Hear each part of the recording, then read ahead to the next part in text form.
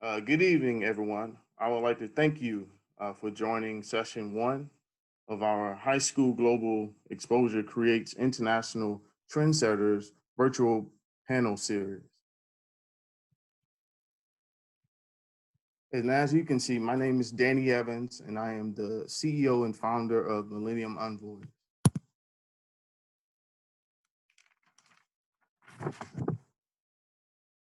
Millennium Envoys provides educational training and advise students and professionals on international opportunities that will bring extensive knowledge, experience, and success to the world. On August 2012, I was in the countryside of China at a bookstore to buy a Chinese book. A little girl walked up to me and asked me what was wrong. I did not understand why she asked me that. She said that I needed to go to the hospital because my skin was black. She grabbed my hand and tried to walk with me next door to the hospital. Her mom stopped us and apologized. It was the first time the little girl saw a foreigner, and she thought I was Chinese. Also, this was the first time her mom met an African American because she thought all Black people were from Africa. In addition, I have worked with leaders in government, such as senators, ambassadors, to make a positive impact around the world. And guess what? I also speak Japanese, Mandarin, and Portuguese, so I have experienced cultures around the world. Through my experiences, personally and professionally, my mission to develop youth through education exchange programs and mentoring them. This stage has really turned my dream into a reality. The dream is to expose youth to the possibilities around the world. If you want to be a doctor, a lawyer, professional athlete, or an artist, do not limit yourself. Explore the possibilities around the world. Now, I would like to thank Black Professional International Affairs for partnering with Millennium Envoys and supporting my personal dream. In addition, I want to thank our panelists here today to talk about their international experiences as international professionals. Next, I want to turn it over to Dr. Janine, who is the Vice President of Education for Black Professional International Affairs, and I'm going to let her take it away. Okay, thank you so much, Danny. Good evening, everyone. My name is Jeannie Tungara, and I'm a historian. And I taught for a few decades at Howard University, teaching African history and African diaspora history. And it's my great fortune right now to have retired and to be Vice President for Education and Exchange for the International Association of Black Professionals in International Affairs, an organization that I hope that you will become a part of as well. One of the things that we have wanted to do for many, many years is to initiate better contact to high school students. And so fortunately, BPIA member Danny Evans brought to us the idea of partnering with his Millennium Envoys to expose young people at an earlier age, even before they get to college, to the notion of traveling abroad, of learning languages. You may have noticed that in our schools, they've gradually been taking languages out of the curriculum. Well, we know that those who understand the world find ways to take languages anyway. And unfortunately, that hasn't been students that look like us, right? So I want to really thank Danny for his efforts in this direction. It's important to take a foreign language. That's your key, that's your opening to the world. Around the globe, you might even have a few friends who speak a little Swahili, Abarigani, okay, or Wolof, Megaferek, okay? So, you know, these are greetings from around the world. I'm sure you'll learn a few more from Danny and others as the evening goes on. So I want to thank you for joining us, and I want to encourage you to have your parents sit with you for this program. This is critically important because one thing those of us in international affairs have learned, and I've recruited a lot of students to go abroad, believe me, and it is that there are three things that keep students from going abroad. The 3 F's, we call them, okay? Fear, funding, and family. So through programs like this and people like Danny and the others that you'll meet on the program, we're going to try to allay your fears, all right? So that you know that going abroad, you can go abroad and come back home. You know, you don't disappear. So we want to allay your fears. We want to expose you to different grant programs and such that will pay your way overseas. So you don't have to always do it on your own. You know, you go with groups, you know, like Danny's group or the State Department groups or other groups out there. Even churches have study programs where they take church members abroad. And finally, that third F is family. Family that doesn't want their children to go away. Well, if you go away, you know, because they carry those fears too. So they will sort of say, well, you know, don't you want to stay here and help me do this or help me? Don't you want to get a car? I remember when I went to France for the first time, there was a young man from my school. I was at UCLA at the time. And we had all gone through the process together. We were all going off to France.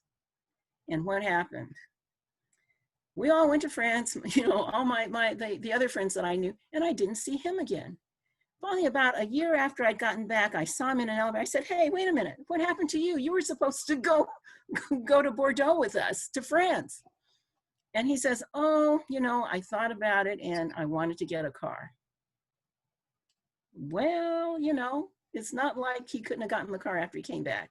And he missed a wonderful opportunity to change his life, let me tell you. Because if you know languages, if you've had experiences abroad, you're the ones who are going to get the jobs. Okay? You're the ones who are going to get the jobs. And as I told a friend of mine, she said, why are you trying to take your children overseas? You know, don't you think there's enough to do here at home?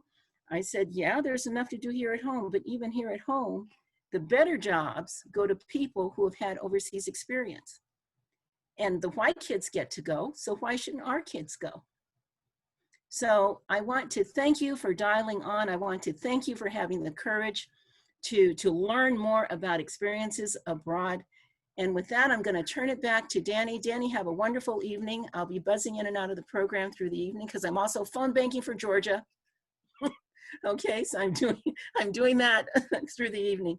So I just want to thank everybody for joining us tonight, and we look forward to seeing you in future programs. And remember, gather your parents around you, get everyone on the call.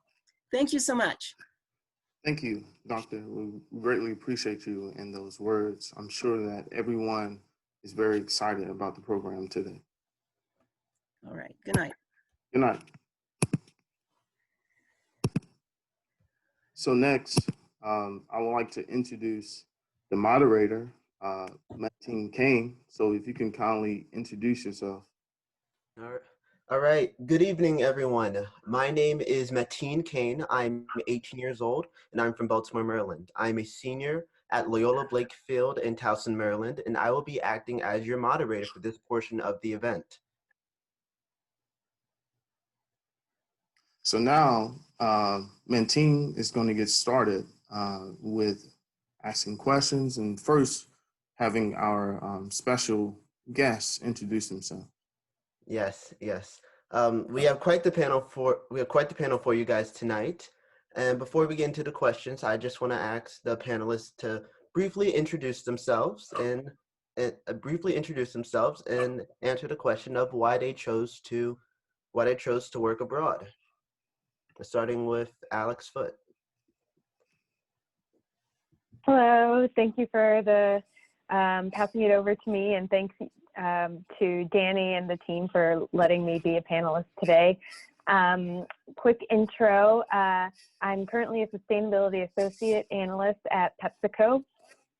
Before that, I was working in project management for a recycled pulp and paper manufacturing company that was owned by a Chinese company, but I was helping with their US expansion. Graduated from Harvard in 2015 with major in East Asian Studies, focus on China. So like Danny, I also speak Mandarin Chinese.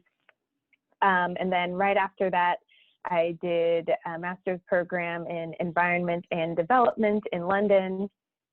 So I can speak to sort of studying abroad as well.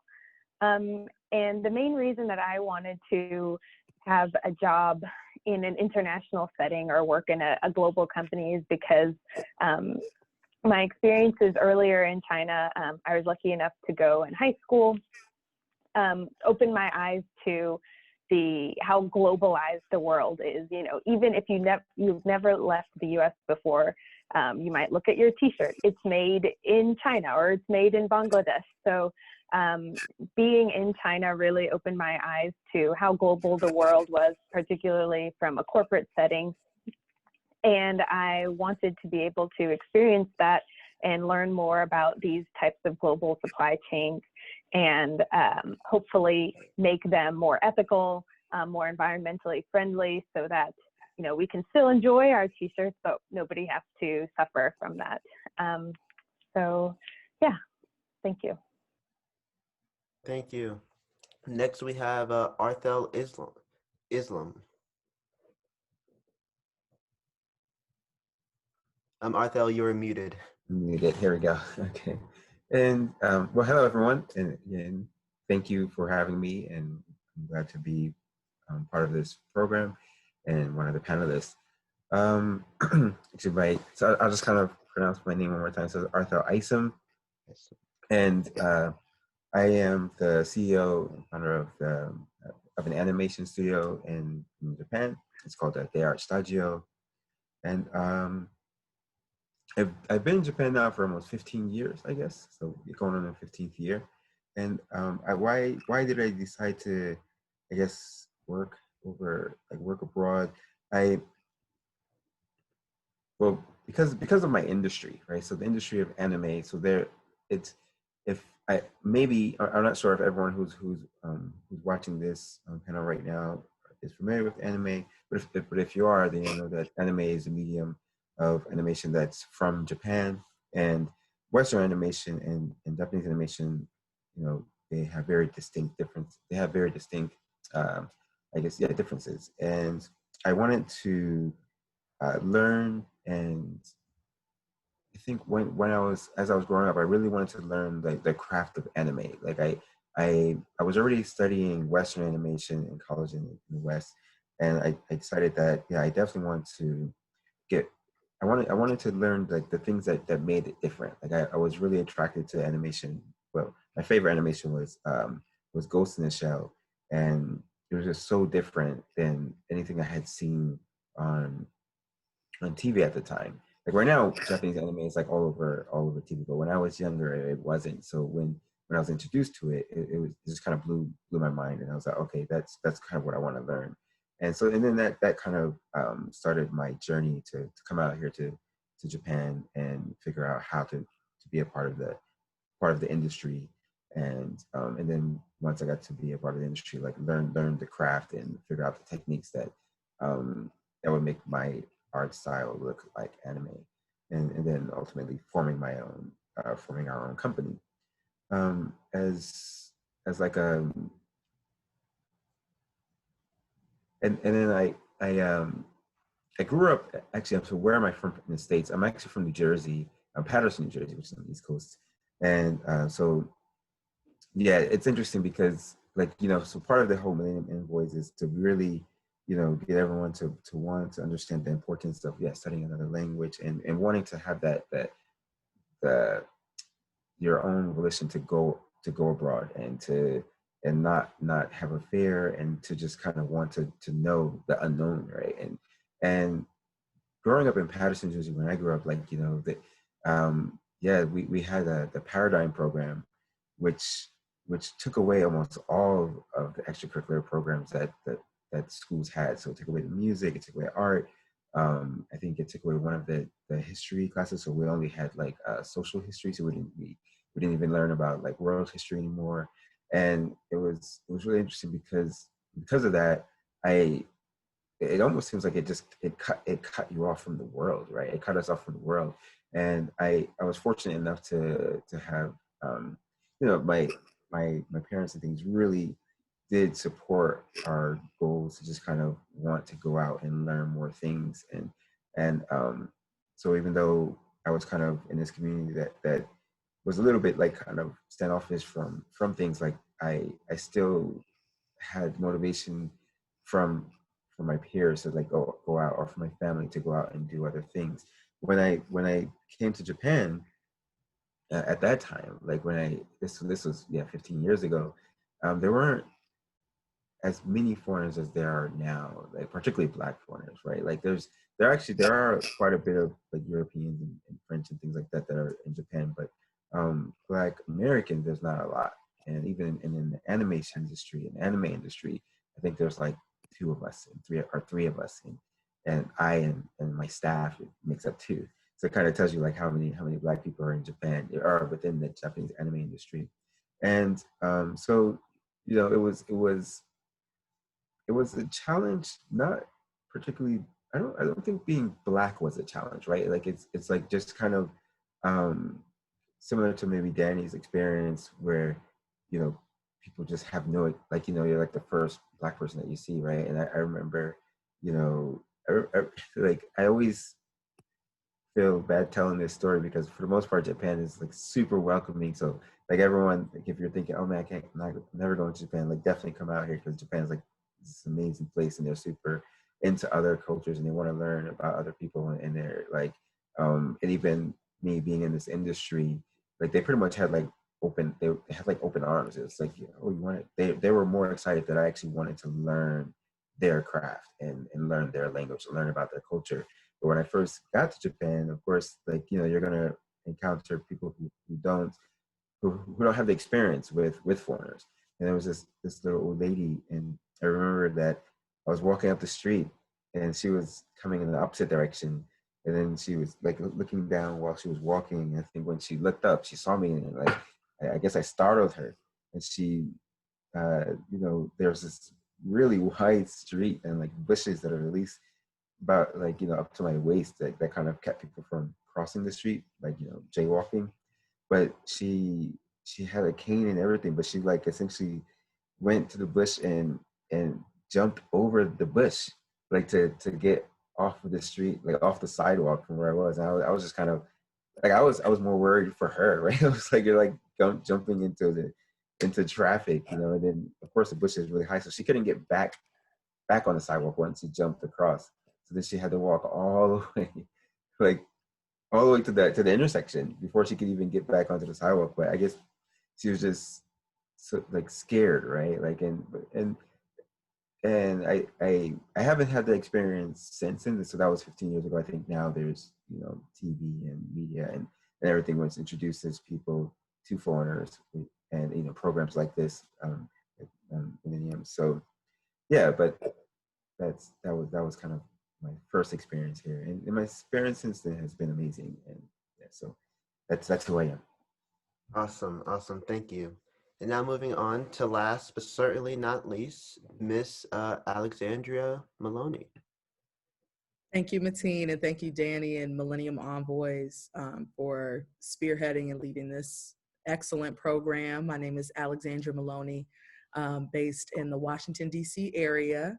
I am a foreign affairs and a communication strategist, which means that I help organizations, but particularly different agencies with the government in the national security and the defense space in solving challenging issues or problems that they may have, as well as some communications project. I'm a natural communicator. I love talking and speaking to new people. So when I think early on in my high school years, I know that I love to speak and meet new people. So that kind of opened the doors for me when I would be at school and maybe have friends who were from different countries or different places, to be curious and to learn more about their culture, or what is it like where they are, and to understand those kind of similarities and differences. So in terms of my path, majority of my overseas experience was academic, and academic, And the work experiences were out of necessity. I had to pay for college myself, so I'd have to do these different kind of like side odd jobs and things like that, which I'm happy to share more about. But I began my journey as a freshman at Morgan State University, which is a historically Black college and university in Baltimore. And then as a sophomore, I fully transferred and completed the rest of my Bachelor's of Art degree at John Cabot University in Rome, Italy. So the photos that you're seeing on the screen are me in Rome at the graduation and at a gala that we would host annually. And while I was there, for me, it was reassuring. My perspective on it was, I'm just going to give it all that I've got. I'm going to attempt to see if I can make this kind of work out. I'm one of the first people in my family to go and graduate from a 4-year college and university. For me, because the application process was similar to the U.S. process, and the school was, FAFSA, financial aid that was eligible. That helped me to be able to pursue that as a full-time degree. I'll be honest, I'll say that may not necessarily be for everyone. That can be a big jump to do to live overseas for 4 years or 5 years so young. But as someone who did it, it was absolutely one of the best opportunities and one of the best experiences of my life. I felt very well received in Italy and really enjoyed my time there. Halfway through my study, I went and studied. I like to say I did a study abroad in the study abroad and went and did 6 months in Hong Kong, which I also enjoyed very much. So when I graduated from John Cabot in Italy in 2015, I came back to the States and started an internship with the U.S. Department of State in the Bureau of Educational and Cultural Affairs, which was very exciting. And then I actually ended up returning to complete a master's degree at Morgan State University because I really valued that experience for my culture and my identity.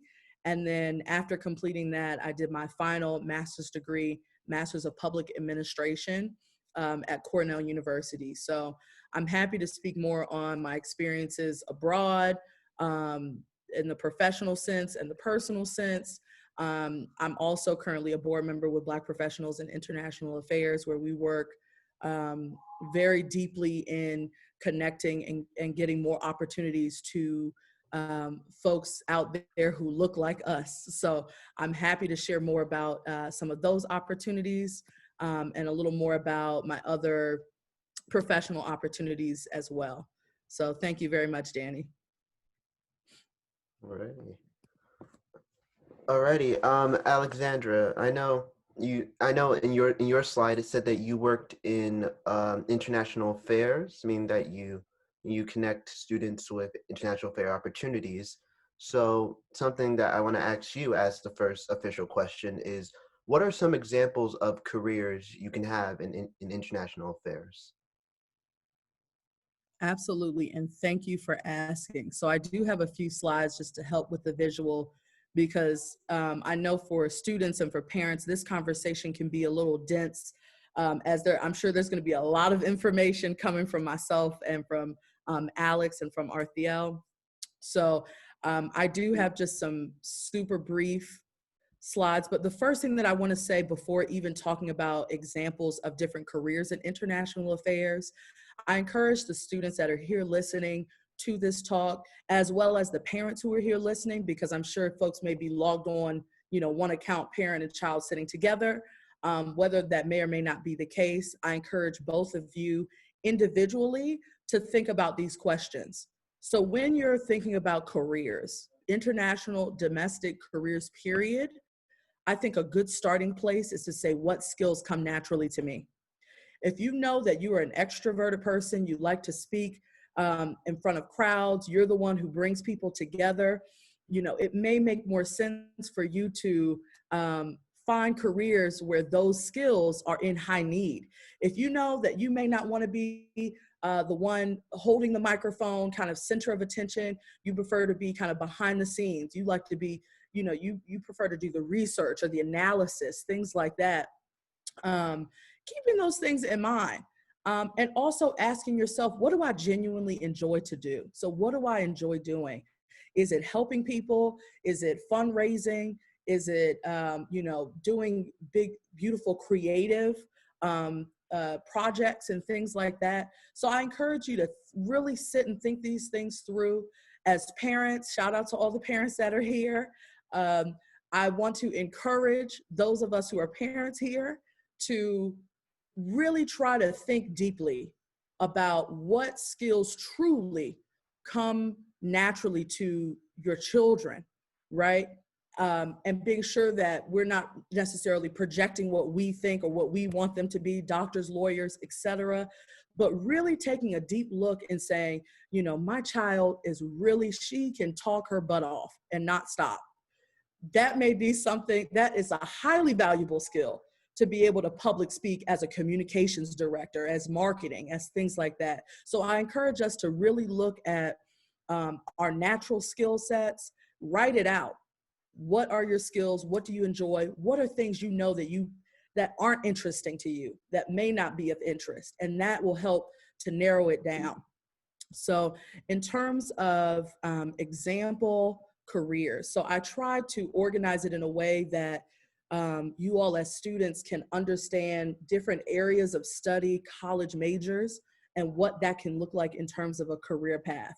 So before I even explain, also I'd like for folks to remember that sometimes the college major doesn't mean that this is the only job that you can do with that major, for example.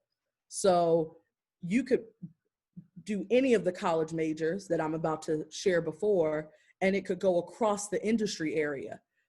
Corporations and businesses need people who can do conflict resolution and who can negotiate, just like governments need people who can negotiate and create agreements. So I'd like you to think kind of broadly, but also if you have go ahead and get your pen and paper out and start kind of taking notes as you're listening to this conversation, just writing down the buzzwords of things that may stick out to you or that may be of interest to you.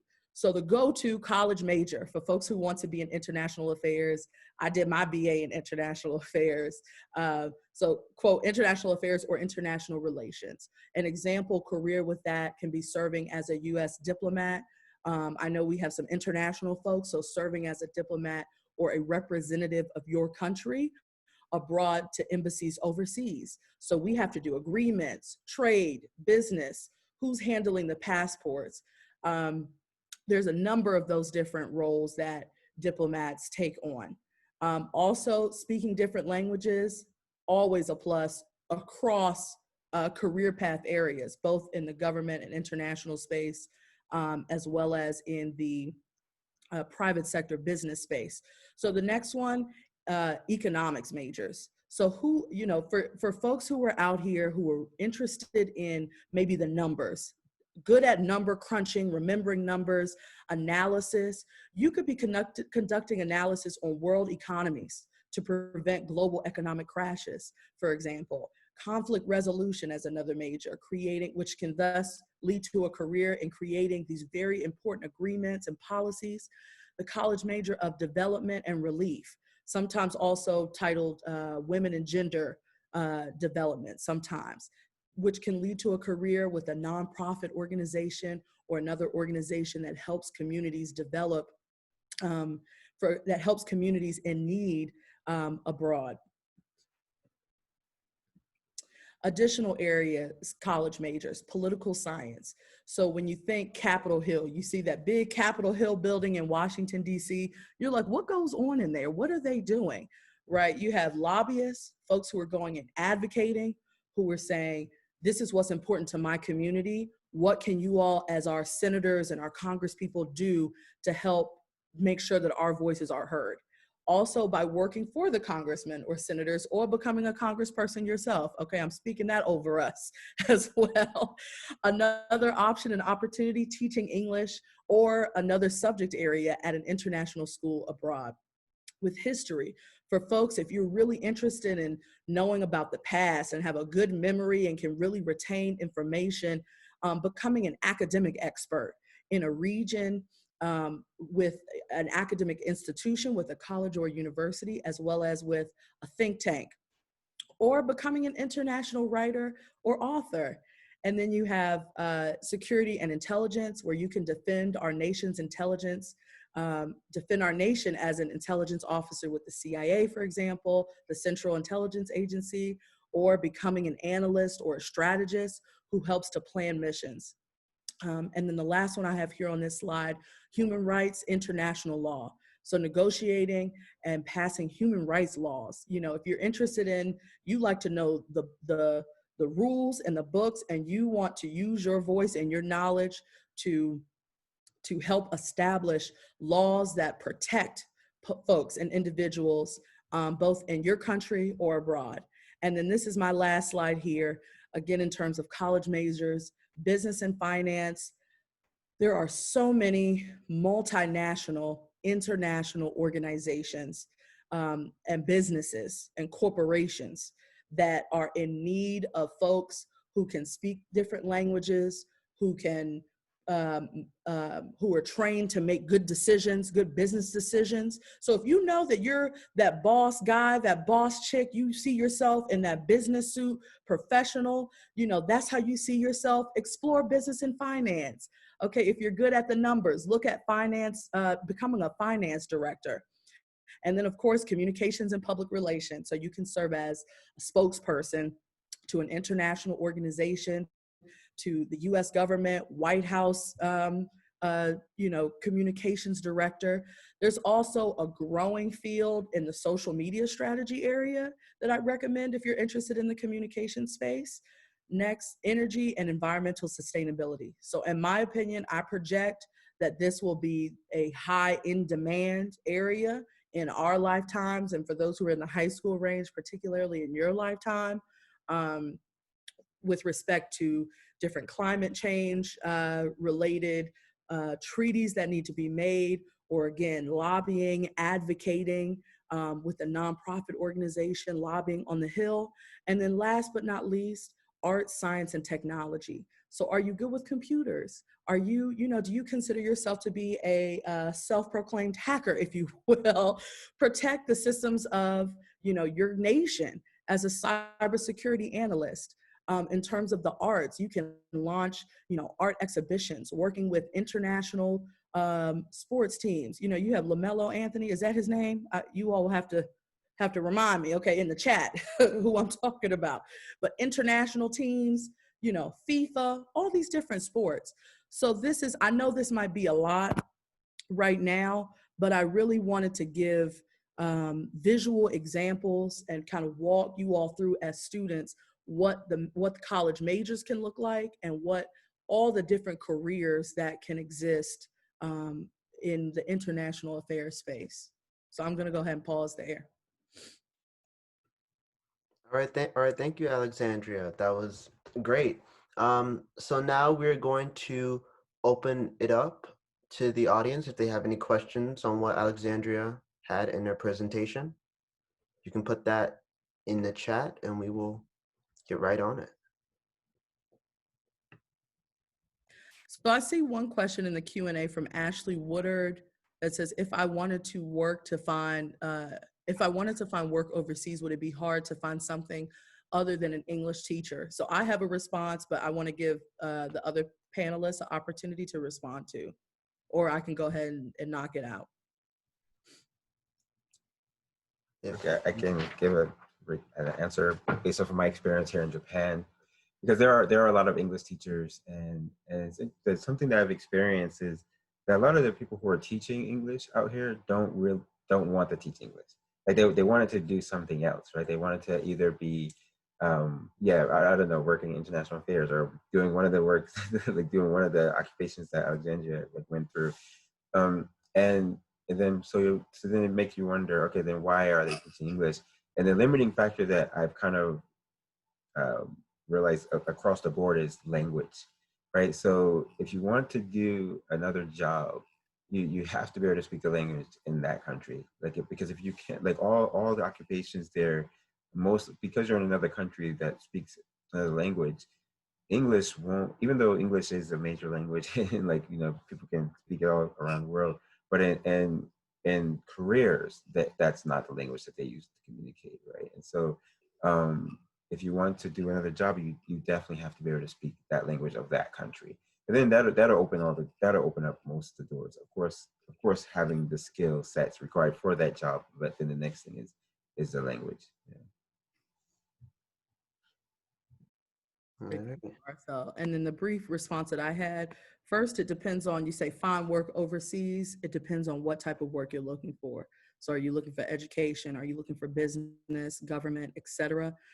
If that is the case, and I'm sure Alex may be able to speak more to it, but at least a way that I know of that folks who are in the private sector and the multinational corporation sector, usually they'll work at their company domestically, for example. So some folks may work at PepsiCo headquarters in their country, and then once they're there working, international opportunities present themselves once they're working. So I'll pass that one to Alex to maybe give more context.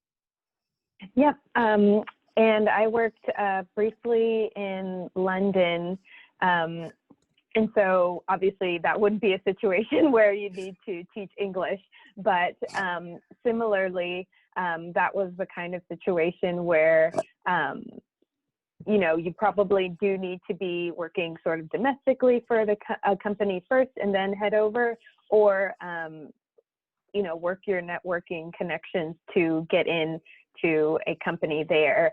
There are also like visa things depending on where you want to work that you'll have to consider, but that is to say that no, your opportunities are not just limited to teaching English, depending on what you want to go into. Yeah.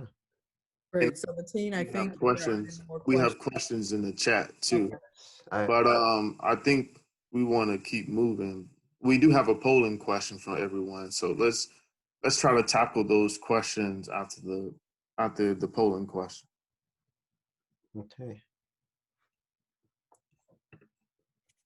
And Danny, I want to ask, do the attendees, do they have a way of putting questions in the Q&A and having the panelists, if they want to type the answers? Yeah, they should have an option to do that. Yeah. So to all the attendees, if you have a question, try to put it in the Q&A. Yeah. Because that's what it's made for questions, and try not to use the chat too much. Yeah, and plus we might not be able to get to answer every question vocally. At least we'd be able to address it using the Q&A function.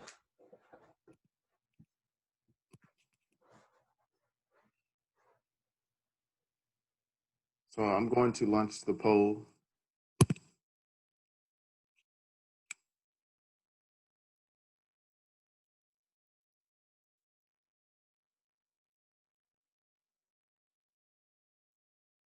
I'm gonna give everybody about a minute. I know everybody is fast thinkers.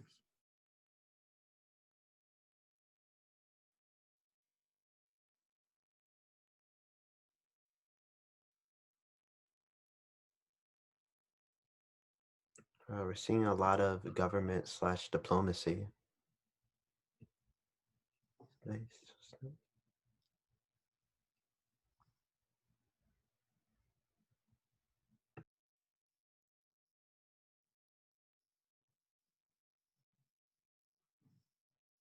Have about 10 seconds. This is not a test. I repeat, this is not a test.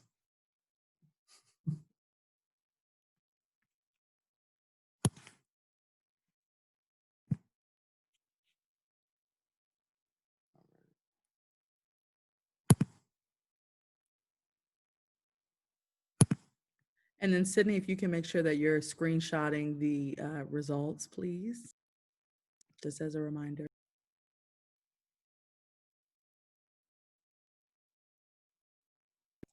Okay, I went on and got that one, Danny, so we can proceed forward if you like.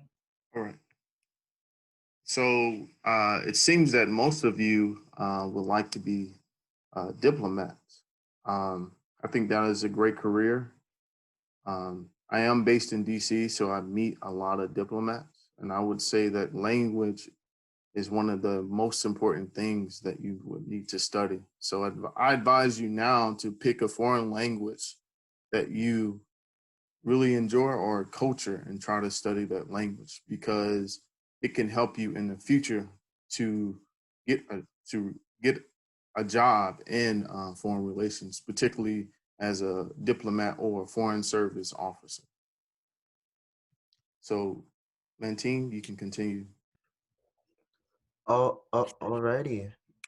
And so, yes, I'm Danny. Are we gonna open it back up to the audience, or are we just gonna move forward with what we Yeah, have? you can move forward. Okay. Next. Okay. Okay. So we have one question for Arthell that we had planned, but you sort of answered it in your introduction. So I'm gonna rephrase it a bit, and as an African American male working in a where I guess basically being a minority in the industry that you're working in, do you ever feel sort of like the odd man out? Like, I know. Um, hmm. I don't know. Like, I guess I think I kind of feel like it depends on how you are as a person, which then determines like how you relate to your surroundings, right? Like I've kind of always maybe I've always just been the odd man out, so I've gotten used to just feeling that way, and then or like not responding to it, right? So even though I am like the only Black person out here, I've never like gone home and thought about it that way, right? I've always just kind of I've always focused more on trying to assimilate, like, so just making sure I can speak like the language, and just making friends and just being a part of where I was, or where I am. I focus more on that than anything else, and so I've actually never really felt like odd man out, and because I've always essentially done that, no matter where I was, even when I was in America, went to college in California, which is very different than New Jersey, So I think I just got used to adjusting to where I was, right? Yeah. I think that's a great way to approach it. I mean, I can imagine it. I can imagine being in that situation, being in an industry where like it's only you and one other person or one other group out of this whole sea of, I guess, for lack of a better word, like competition, basically, and trying to make your own in an industry where it seems like that may not even be possible. Yeah, I think that's a good way to put it, and I think that if I did focus on that, like just like, oh, I'm the only one here, then that probably would have made it heavier, right, and harder to succeed, and so or to move forward, and so I think that perhaps advice is always to just kind of focus on your industry and what you're doing, and your craft, and that's how I approach life and what I'm in my career. It's just to focus on the career and focus on what I want to learn and what I want to do, and the process is required to achieve those things. All right, that sounds wow. I mean, sounds great. All right, so I want to direct this next question towards Alex. So it says in your LinkedIn page that you are passionate about corporate sustainability and innovative solutions for a circular economy. Now, can you give an example of what that is, or at least in putting in your words, what you mean by that? And also as a follow-up, what are some proposals / solutions of note that you've come up with in your time working as a business sustainability analysis? Thank you. So I'll break it into two parts, I guess, and first talk about what corporate sustainability is. And what I've learned is that this term really can change depending on what business you're looking at, what business you're working in. So some companies might just take that to mean philanthropy. So they have a foundation, off the side of their company that donates money or service to something.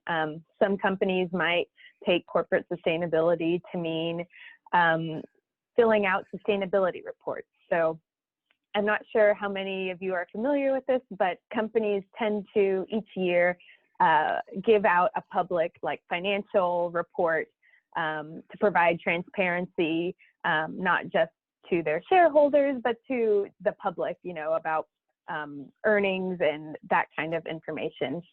And in recent years, some companies are trying to do sustainability reports, which provide similar information, but about how environmentally sustainable are their operations, how ethical are their supply chains, how well are people paid if they have a factory in India. So back to that definition of corporate sustainability, some companies only take that to mean, okay, we'll just fill out the sustainability reports, improve our transparency, but not actually try to improve on our operations, just filling out the report for the public to see.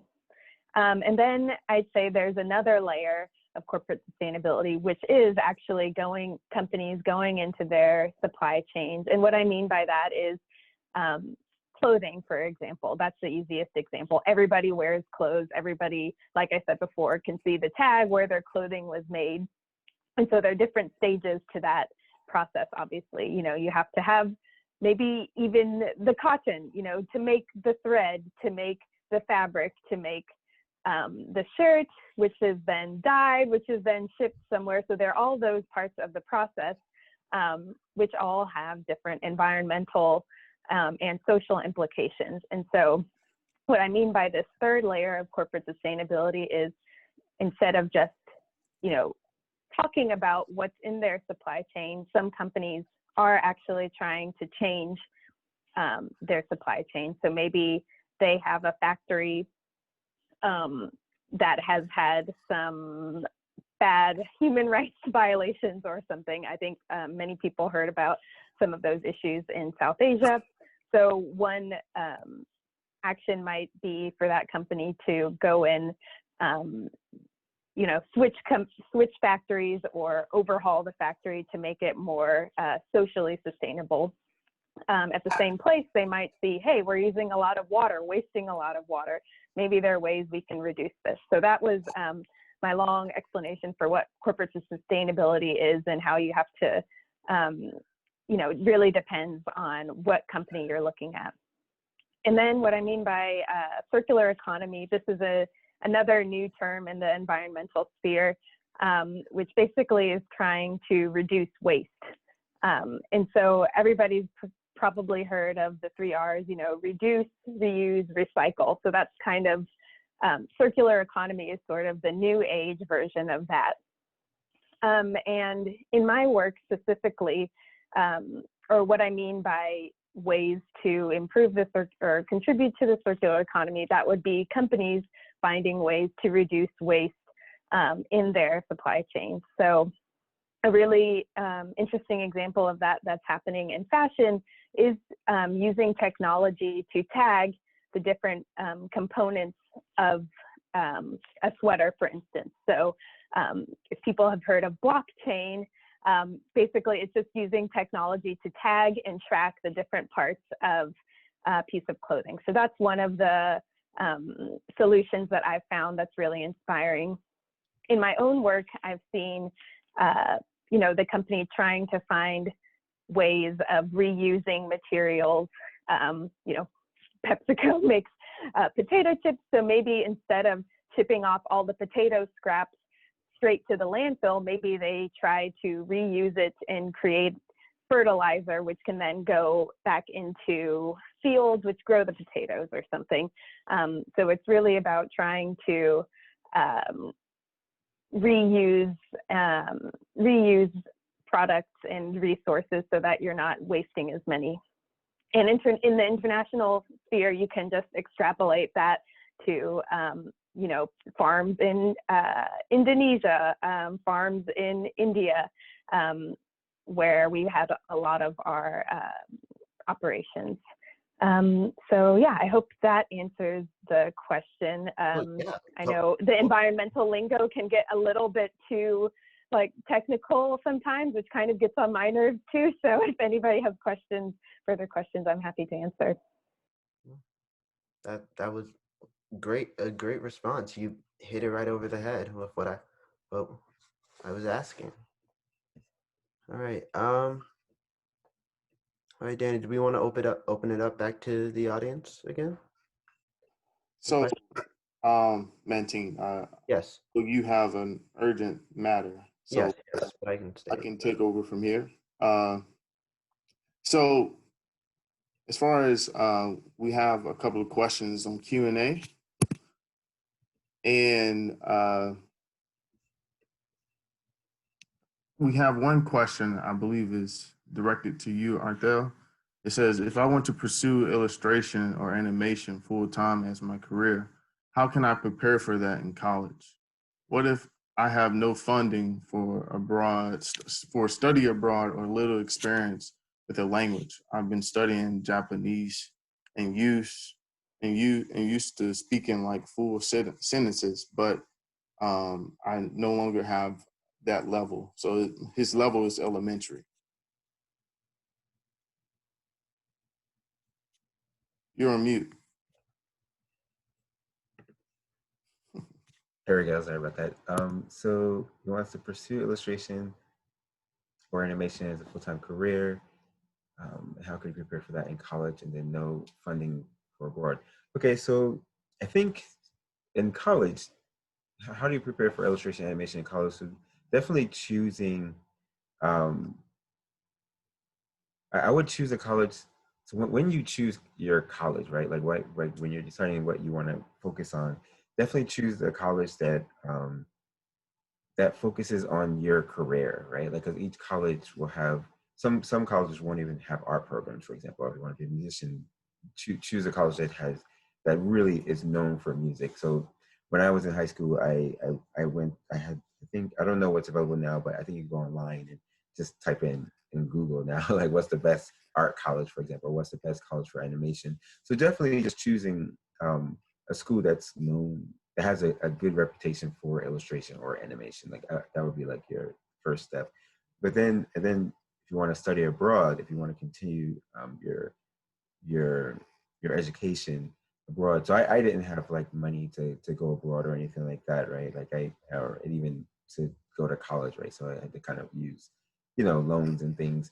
You can't apply for loans overseas generally. So what I did do to go to school in Japan is I moved to Japan, and I actually had a normal working visa, and so I stayed in Japan for a year before I actually went to school in Japan to the art college in Japan, and I just worked and saved money, and then I just paid for, and then I worked full time while going to school in Japan to so that was kind of a solution that I found to be able to study where I wanted to study abroad. So there's a number of different solutions that you can, get working. Try to save your money, or then if you're there are certain schools that have sister schools. I think they're called like sister schools, or like they have overseas programs. I know that like Temple University, there's a I think there's a branch from Temple University in Japan. So if you go, you can also do that type of research, like which schools have sister schools in the countries you want to go to, and then go to that college. And then they have study abroad programs, which would then send you to that country to study for a year or two. And there are a number of American colleges that are here in Japan. Or I hope that answers your question.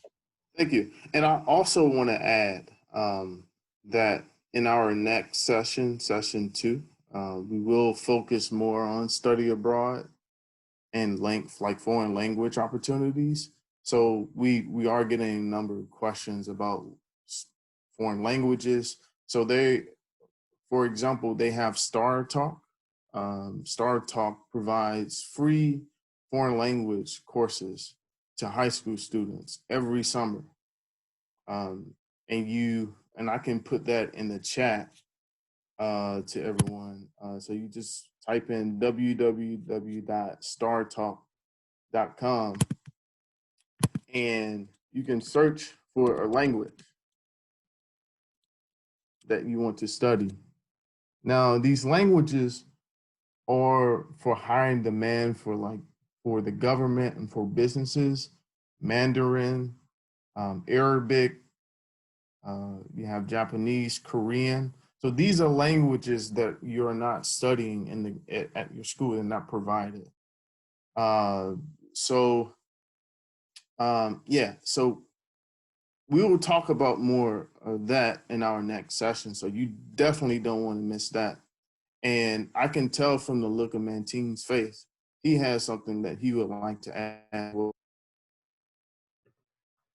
Yes, I guess I guess I've worked with what Danny has done. I was a part of a program that he did called the Baltimore Shaman Sister Cities program, and it's similar to. Hmm? No, go ahead. Yeah, no, it's similar to what they're talking about here, with all the panelists are talking about, what Danny is talking about, and really it's a great opportunity to just, even if you may not have an interest in working abroad or studying abroad, it helps in broadening broadening your perspective on just things, because now that we're living in a world where we can't really leave our house, let alone, like, we can't leave our state, our house, whatever.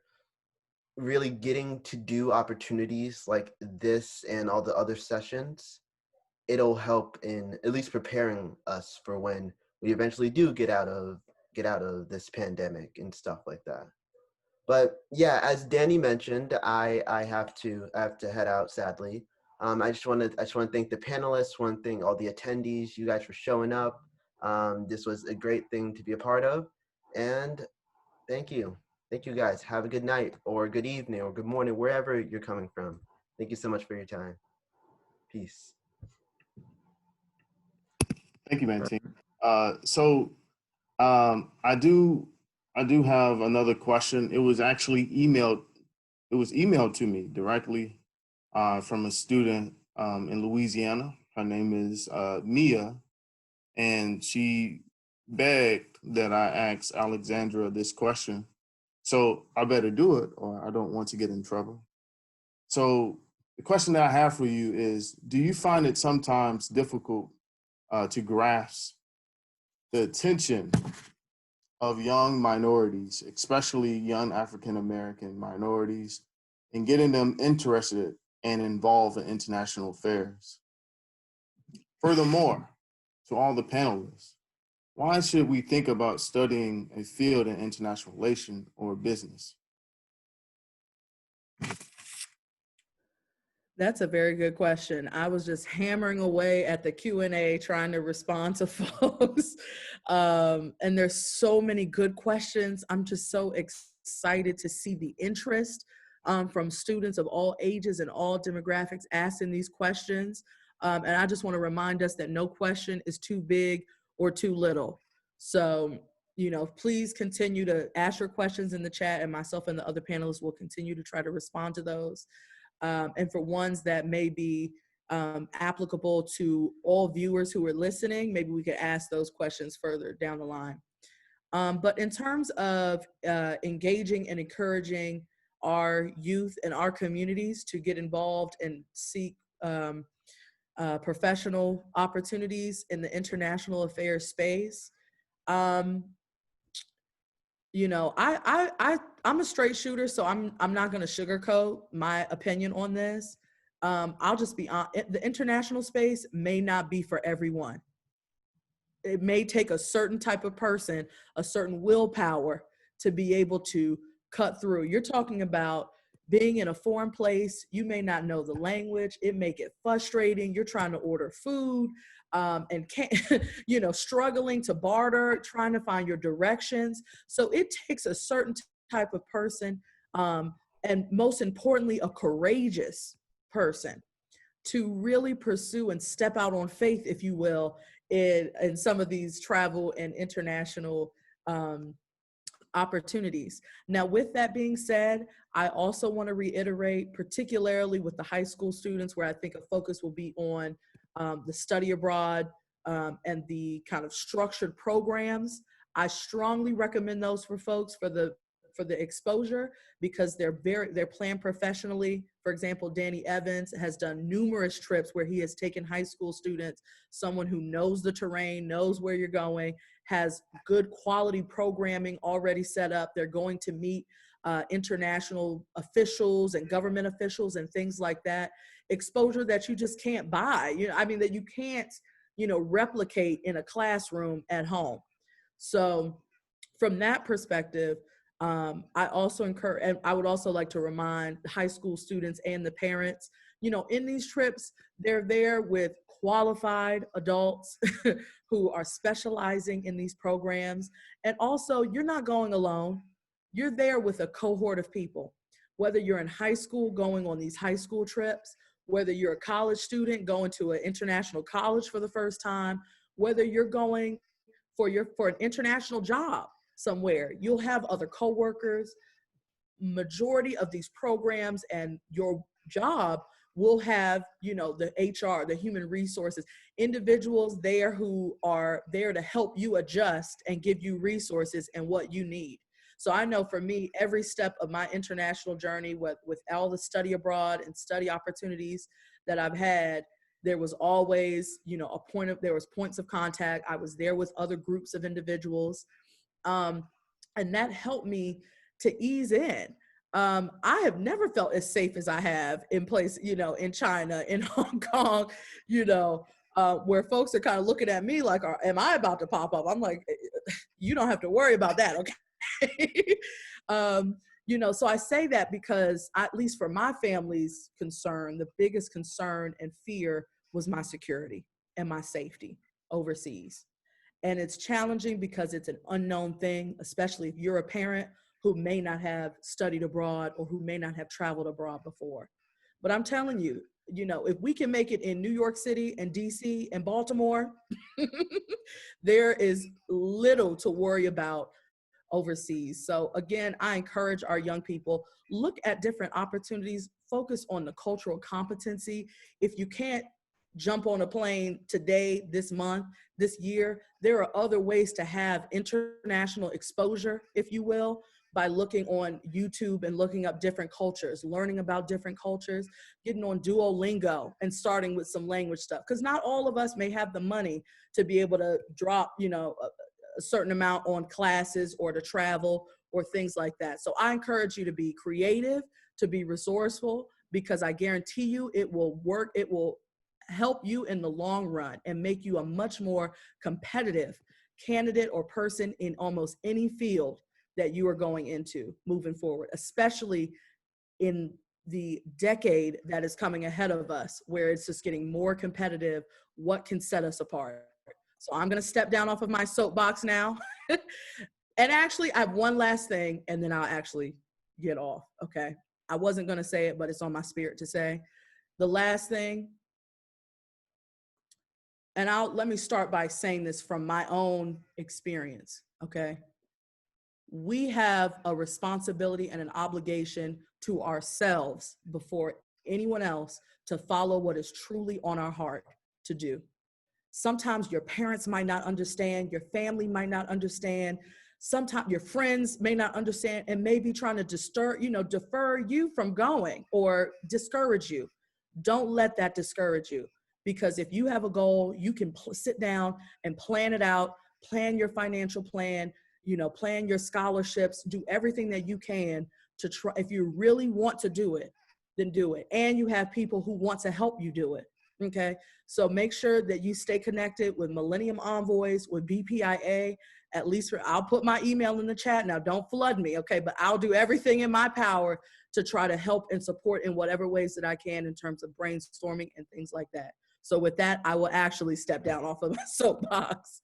And Danny, you may need to re-ask that second part of the question for Alex and Arthell. Okay. So the second part of the question is, furthermore, to all the panelists, why should we think about studying a field in international relations or business? I'll go ahead.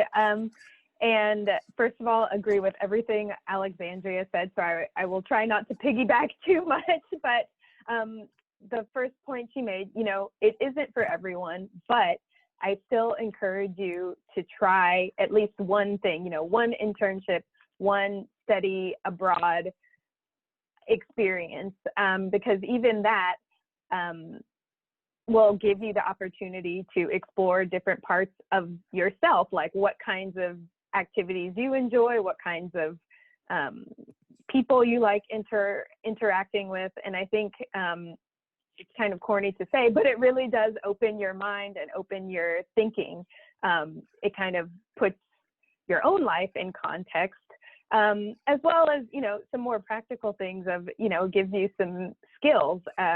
Nothing like going abroad and having to explain some random part of American culture to somebody. You know, that's might be a silly example, but that's actually really important skill wherever you're working, in being able to communicate and like translate things among maybe people who are in different industries, people who are in different departments in the government. So being able to communicate well and translate things, as well as being able to listen and get along with people who are different from you. Because I guarantee, you know, we're all human beings, but having that exposure to studying or working abroad, you will get that experience of working with somebody who's from a completely different background from you, completely different upbringing, different perspective, and being able to be, you know, respectfully work with people in that way is a really important skill,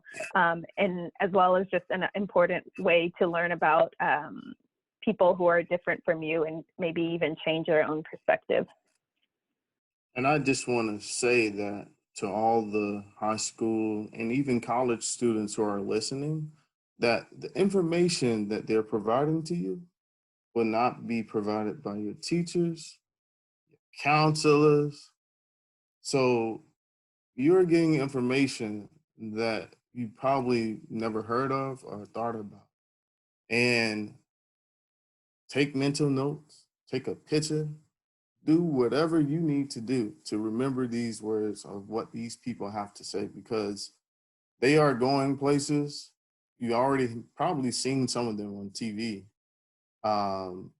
But this leads me actually to the next question, because I wanted to show just a short video. It's a music video that Arthell made for the weekend, and just wanted to know your thoughts of getting the opportunity to work with the weekend and the entertainment industry, and how did that happen?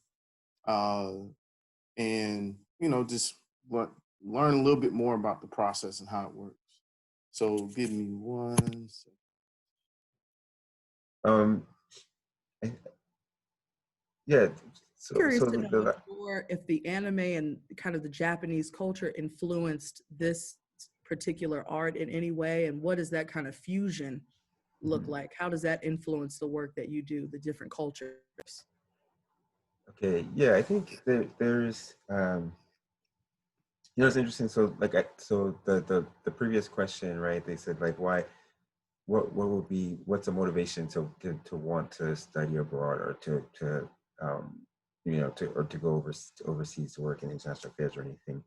And so kind of like what you just said just now, the world is getting so small. It's really interesting. Like, and I know that like you probably hear this all the time. So all of your students probably hear this all the time, that, oh, the world is getting smaller, and like, you know, it's something that happens in the US affects the rest of the world, and something that happens in China affects the rest of the world. Obviously we see it with just the events that happened over the summer and things, even with like Black Lives Matter movement, and there was like marches all over the world. And, you know, and it's interesting because the world is really small now with the internet and media and travel, and we're all connected. Like every country is essentially connected.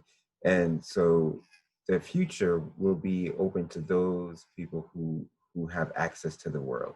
And so so with this video, you know, how did I even get the opportunity? It was because I was here in Japan, and the weekend, well, Abel, right? The weekend, he wanted to, they're, you know, he's always trying to find different ways to express himself, and he wanted to be able to use, I mean, anime is becoming like a global phenomenon right now. People are getting into it all over the world, and talk about like needing to go all over the world and understand another culture. Like you have influences from like K-pop and J-pop, and from totally different countries that people in another country are interested in.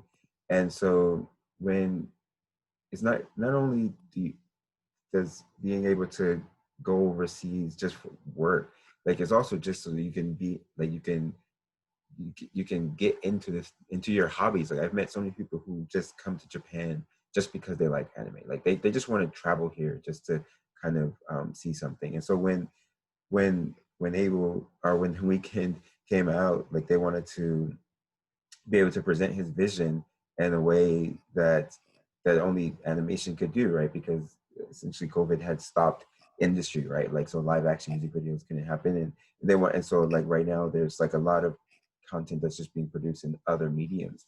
And then you know, the great thing about animation is that we were able to, you know, we can show anything, right? We could draw anything. We were able to show his whole like career in the span of 4 minutes, because we're just drawing it, you know. And so it was a great opportunity and a great chance to be able to work with him and his team at Universal, because we got to just explore different concepts. And with this video, like of course we're using the aesthetics of anime, but we're also we were also considering just like the Weeknd's aesthetics, right? Like what type of videos does he normally make, and what type of visuals does he usually incorporate in his music, and then trying to you know, get those two things to come up, get those things to blend in a way so that they didn't conflict with each other. And yeah, I mean, and that's that. Thank you very much. And I wanted to hold off with some of the questions, because this is like a special presentation that we want to do for each panelist. But I just want to quickly add that when you pursue your dream, sometimes you have to do the unthinkable. For example, with permission from your parents, and if you know what you do, if you know what you really want to do, I suggest you go on LinkedIn, have an account as a high school student, create a resume. It may not be nothing on it, but I can tell you that there will be many professionals that will be very, very intrigued to help you, because there are not too many high school students on LinkedIn. So that's just my suggestion to you, because from what I'm seeing from the questions is that maybe you don't know anybody in the field that you want to study in. So that is the gateway. I'm giving you one gateway right now, and I'm sure, yes, she explained it in the chat. It's a professional social media site platform. And I was told that many of you know about this platform. And I don't want you to think it's only for adults. It can be for you with your parents' permission. I just want to add that in there. So next, I want to direct my question to Alexandra. And I know you need to share your screen for this one. So the question is, what was it like being awarded the Distinguished Alum Award by John Cabot University? Also, what was your experience with the White House Initiative for HBCUs? Very exciting, because it's almost like I have an opportunity to give back. I'm a big person and a big believer in giving back to institutions that gave to you. John Cabot gave me so many opportunities that I can't even recount. Professors helping to connect me to different, opportunities and things of that nature. Again, giving back to institutions who gave to you. So if you are a high school student, you could be mentoring and talking to a middle school student. I'm a firm believer in that. If you are in college, you should be talking back and reaching back to pull more people up. So that's how I see, this acknowledgement from my university, as they know I've done a lot of kind of behind the scenes support and helping them to get more people that look like us at John Cabot and in Italy and overseas. In Rome, as well as just being acknowledged for some of the other accomplishments that I've done in my career. So that's really exciting.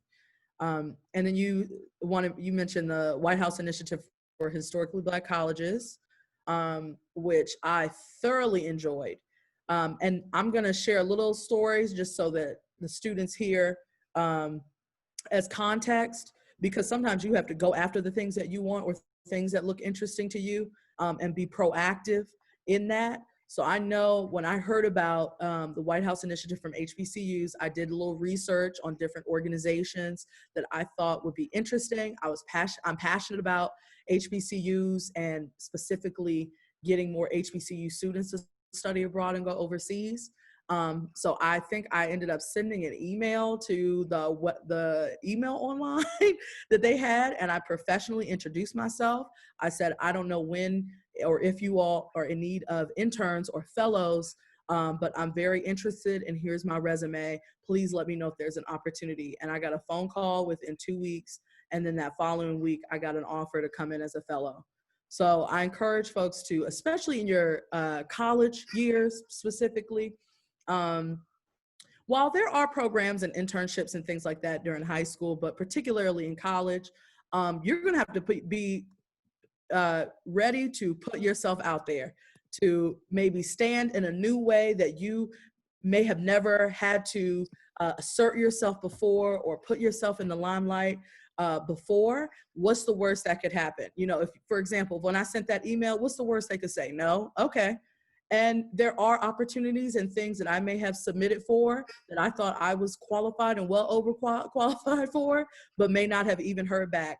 I didn't take it personal. I kept going, kept applying, kept researching, continued to network with, teachers and professors who may have taught the subjects that were connected to what I was interested in. So that's kind of the guidance that I have that's my experience with the White House Initiative for HBCUs, and then the advice that I have connected to that.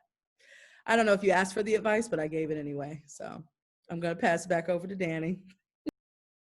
I'm sure that we can take all the advice from all the panelists here. And as far as just touching on networking, that is crucial for whatever you want to do in life. So try to have people skills, attend different events, and try to just talk to people. So you could just learn how to talk to anybody, as we talked about before, especially with dealing with various cultures. You may want to talk to someone who doesn't look like you, but you're simply afraid because you never experienced that before. So that's just one tactic to just improve your people skills to help you learn how to network. And can I give one suggestion on that, Danny, on the network? Yeah, go ahead. Because I know that it can be kind of intimidating for folks, not, also high school and college age, even as adults, it can be intimidating to talk to people and meet people that you don't know. I like to approach things from a place of curiosity. So when I meet people, no matter if it's a high school student or the president of the United States, I look at it from a place of curiosity where I'm like, I'd love to learn more about you. Tell me a little bit about who you are. What's been your professional journey? Can you share more? Do you have any advice for me as a high school student? You would be surprised at how far those networking connections can take you in life. So I encourage you to be a little brave. 2021 is coming up. We have, in person is kind of up in the air right now, but there are a number of virtual events and things, international related and international focus that I've answered and put in throughout some of the Q&A answers. So I'd encourage you to look through there. And then lastly, in the chat, I did include a guide called A Black Girl's Guide to International Opportunities that I shared. Myself and a few colleagues have been contributing and adding to, which has a full resource guide, a one-stop shop on some of the things that we're talking about, starting from square one and going through. So for folks, if you see things that you think should be added or contributed, please feel free to add. Please feel free to share that guide with other high school students, share it with your friends. Alex and Arthell, excuse me. They get you some You all water. have, I know that means I'm talking too much. If you all have any resources, please feel free to add. I did want to add one thing to about talking about networking, because I always feel that everyone thinks that networking means getting out there to meet people that you don't know or like professionals in the industry, but that's actually I feel, especially for high school students and college students, the most important network that you'll have is actually people that's around you, particularly once you get to college. Like the people that's in your class and the students, your teachers, that's where your networking really starts. And you should, like, you'll be surprised how many people I've come across in this industry who I went to college with, or teachers and things, who are now in the positions or to assist me and to assist my business and things like that, just because they majored in the same major and they had the same dreams. And so now they're working in companies in other countries and all across the world. Like people that I've gone to school with, they're working in Vietnam, they're working in Indonesia, they're working in, of course, in the United States. And we all work together. I call them like, oh, you graduated? Oh yeah, I graduated the same school. Okay, cool. Yeah. And that network is actually really important. So when you're in school, the person sitting next to you will, like maybe 5 times out of 10, like 50% of the time will be one of your most important allies once you actually get into the industry. So like networking starts there. Like, so being your best self when you're in school, and being your best self for the people that's around you, because they're going to remember you, right? And you want them to have a positive image of who you are at that moment, right? And then that way 10 years down the line, they're gonna, oh yeah, you were a really cool guy, we studied together, we had workshops, and oh yeah, they're going to want to help you. And then that's going to be important. They might be where you want to be. I totally agree. I think the number of times I've just like cold emailed anybody is probably like minuscule. It's usually reaching out to a friend or someone in my immediate network, again, using LinkedIn. If I see, oh, they might be connected to this other like total stranger, like maybe they actually know this person.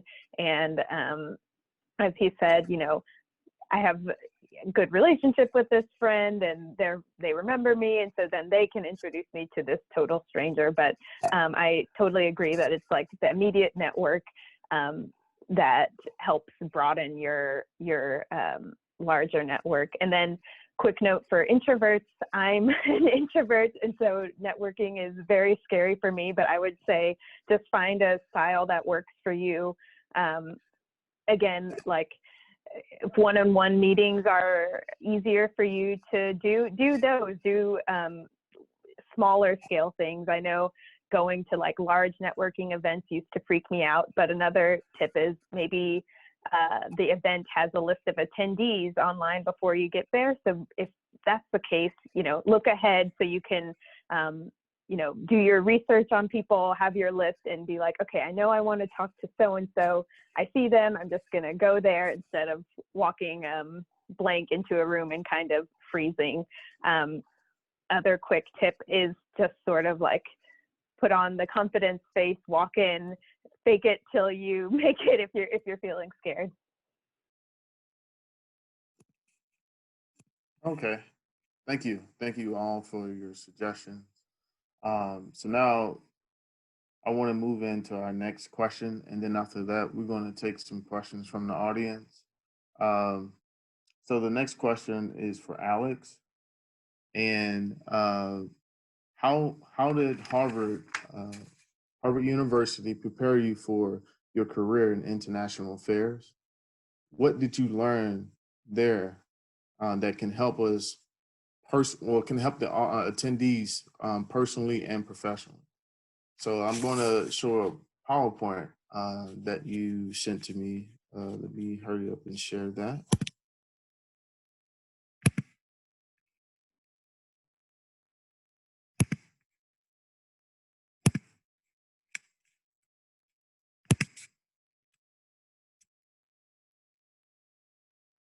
Great, thank you.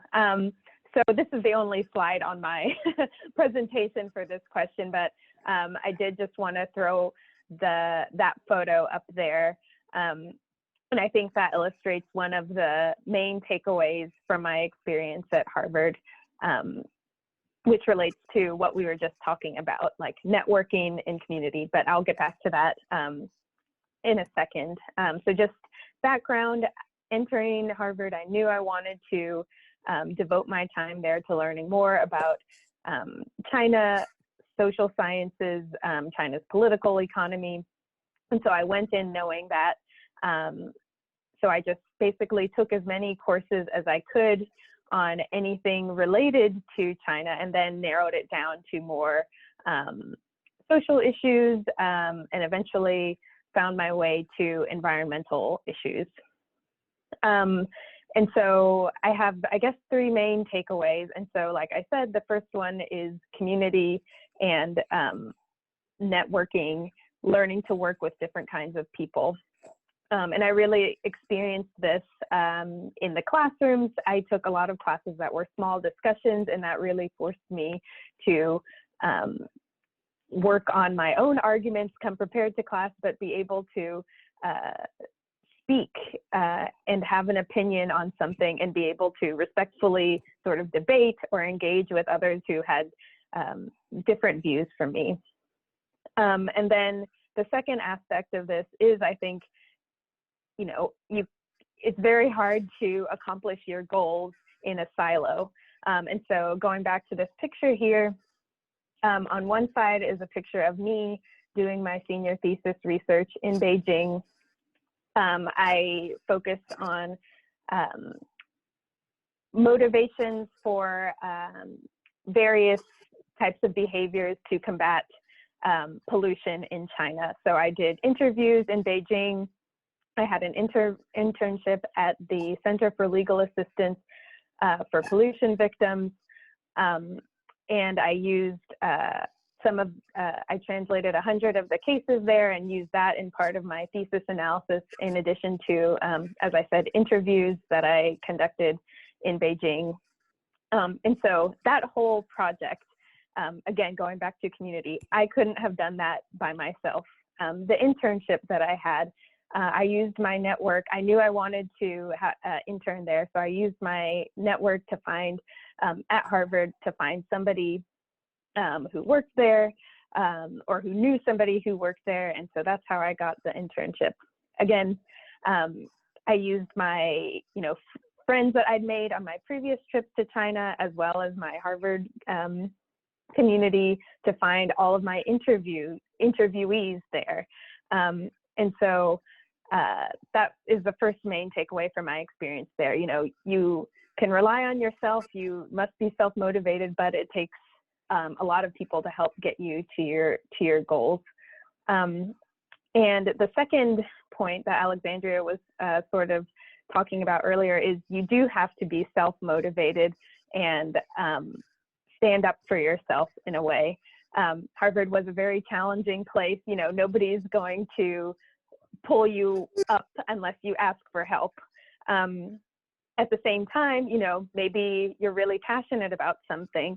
You have to have the drive and the motivation to push yourself there. And so in my experience, at the beginning, maybe I was a little confused about exactly what direction I wanted to go in for East Asian studies, but I had to really focus on what I enjoyed, what I wanted to learn, and that's how I ended up going the social sciences route.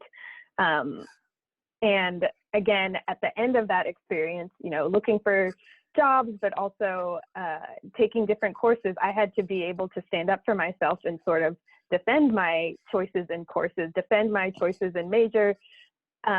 Nobody's going to advocate for you, so you have to advocate for yourself and learn how to tell your own story. People, you know, looking at my resume might be confused why a Black girl was focusing on East Asian studies. So that took some time. I learned to be able to learn how to tell my own story and translate that to people. And then the last thing I learned is you have to be able to think creatively and think outside of the box. Again, Harvard was a very challenging environment. And, you know, corporations love saying things like, you need to be results driven or solutions driven. But really, I think it's just being flexible and learning to think outside of the box. So one example with that is one of the interview sources that I had for my senior thesis fell through. I was supposed to go to a school and interview a bunch of the parents. That didn't end up happening.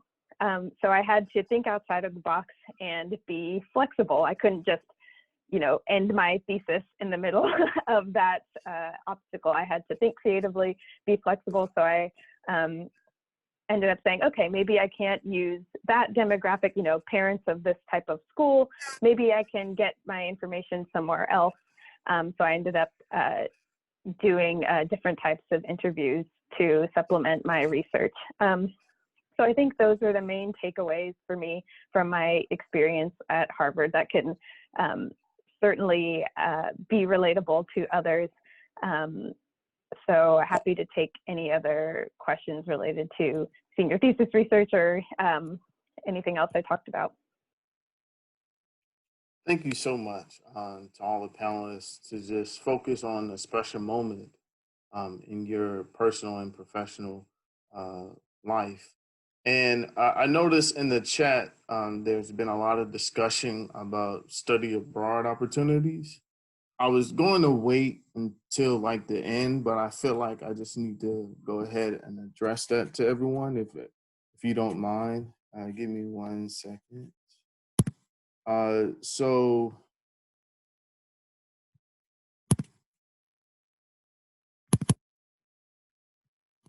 our next session that you see here, our next session will focus on study abroad and learning foreign languages.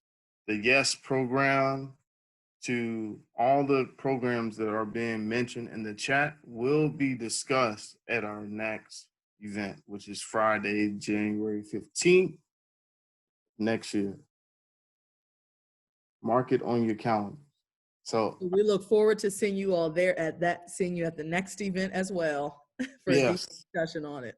Yes. So I just wanted to go ahead and tackle that because I know a lot of the students been asking about that.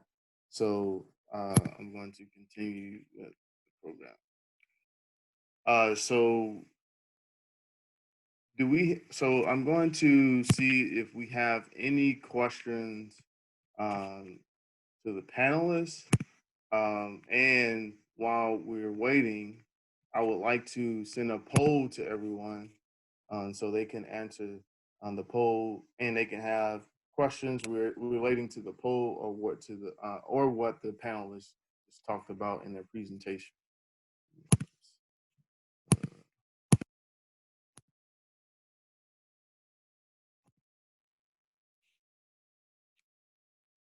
So I'm gonna give you about a minute, like close to 2 minutes, to really think about this, because I know it's a question that you probably haven't thought about. So we want to broaden your horizon. And be honest with yourself. Be honest, because that will help to guide you. If you know that you are interested in helping people, that's a priority for you, then lean into that. If you know you are about the business, you're here to, you want to get your wealth up, okay? Be honest with that, with yourself, because I think it'll help you in the long run in that you're in an area that is of interest and that fits your mold, if you will. Because it's nothing like doing a job that you have no interest in. I don't know about the other panelists and if you've ever been there, but it's just, it's a learning opportunity but it really is, it's nothing like doing some line of work that you know that it's a fit for you, that you have the skills to do it, and that it brings you joy in your life. Oh, yeah, yeah, I think that's interesting. Like, I wanted to add just a little bit to that. I often talk about that when we do kind of when high school students visit our company here, about like doing something that you love. I think that's really important, or doing something that you're interested in that's going to make you happy, because work is, I think high school students and college students get confused with, they think that even if you're doing something that makes you happy, or like, you know, doing something that doesn't make you happy, that it's not work anymore. But that's not the case, right? Like, work is always going to work. And I think that's why it's important to do something that makes you happy, because when you work, you're still going to be stressed out. You're still going to have days where you have to just do work overtime.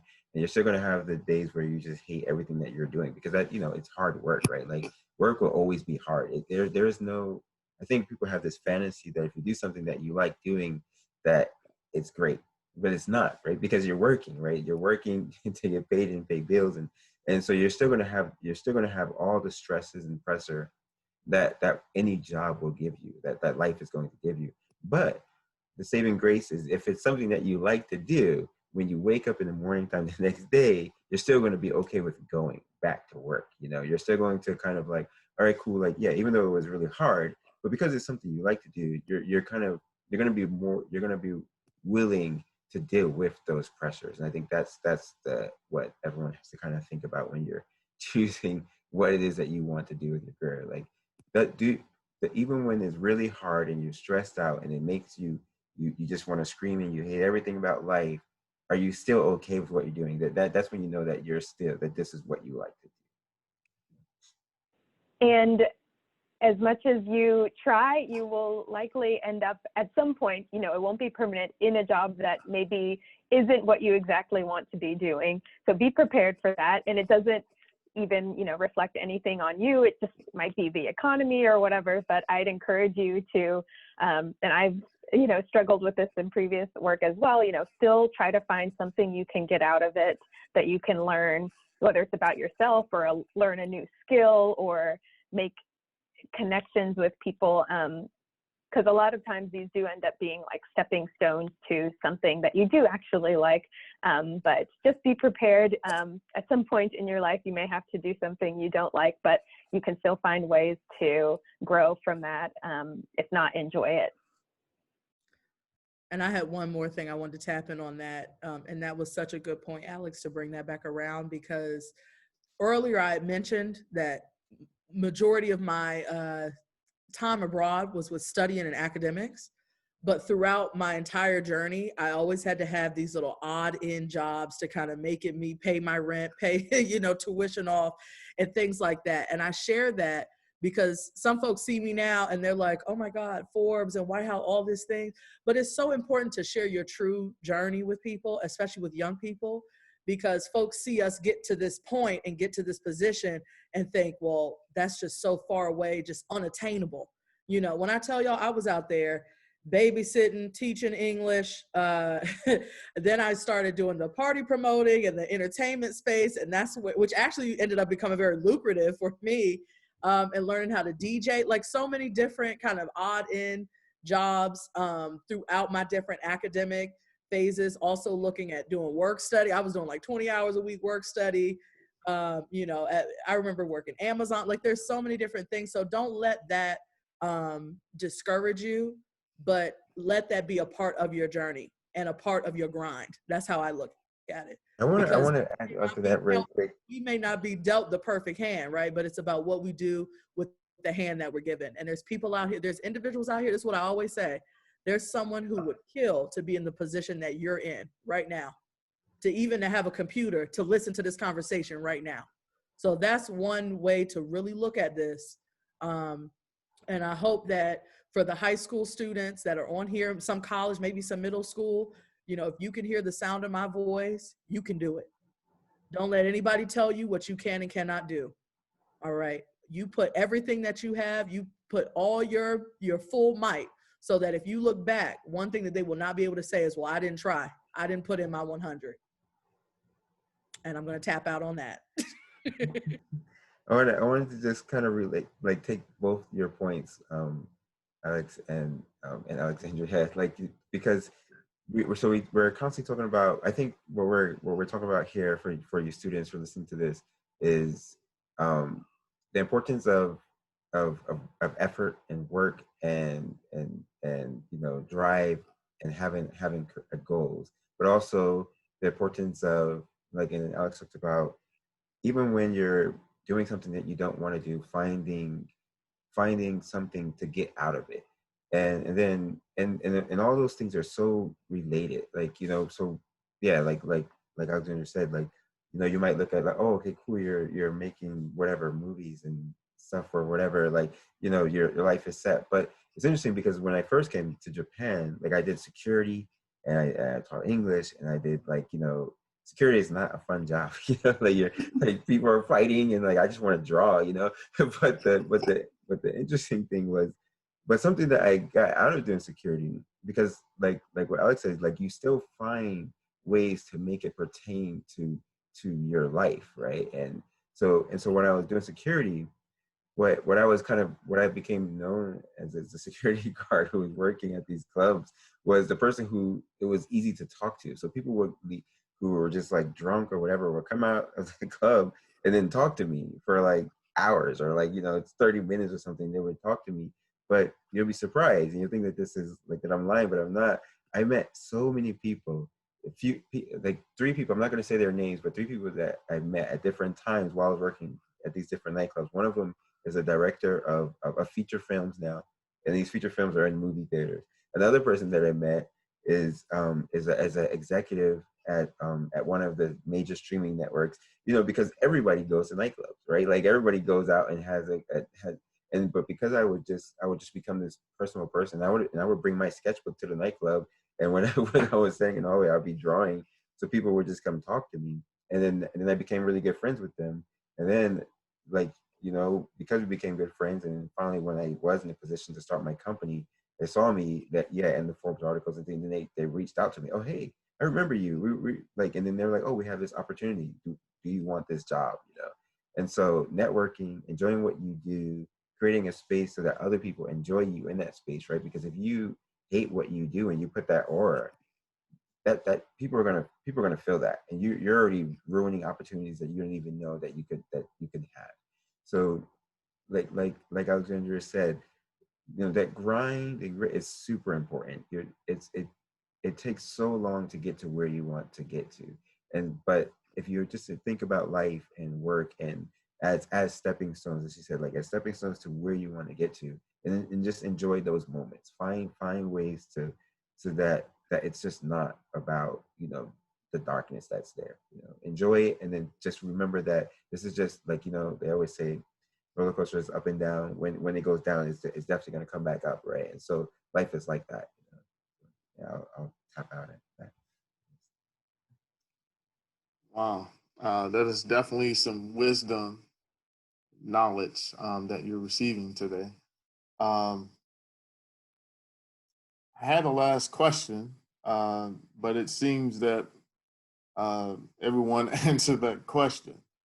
And I know we're getting towards the end, and I just wanted to see, I guess, a minute, to see if we have any further questions.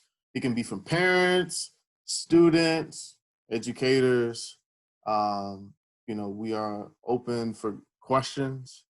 And then after that, I will give our closing remarks. And I would like to share the flyer again so you can be aware of our next event. So the time is not to be shy. Any questions that anybody has?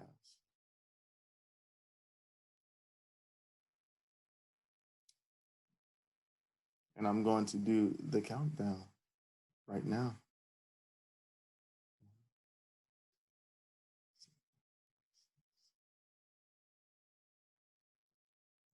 Okay. So before I do my closing remarks, I wanted to know if our panelists have any final thoughts that they would like to share with our audience.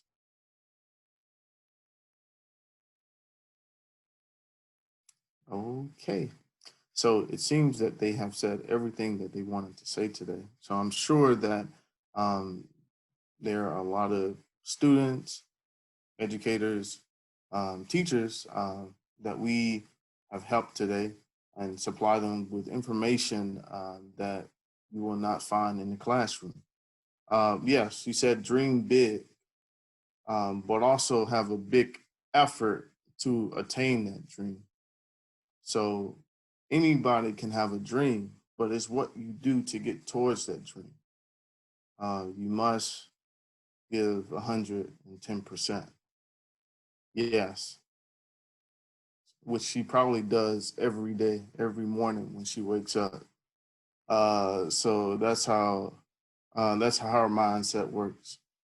But I will share something just quickly about myself.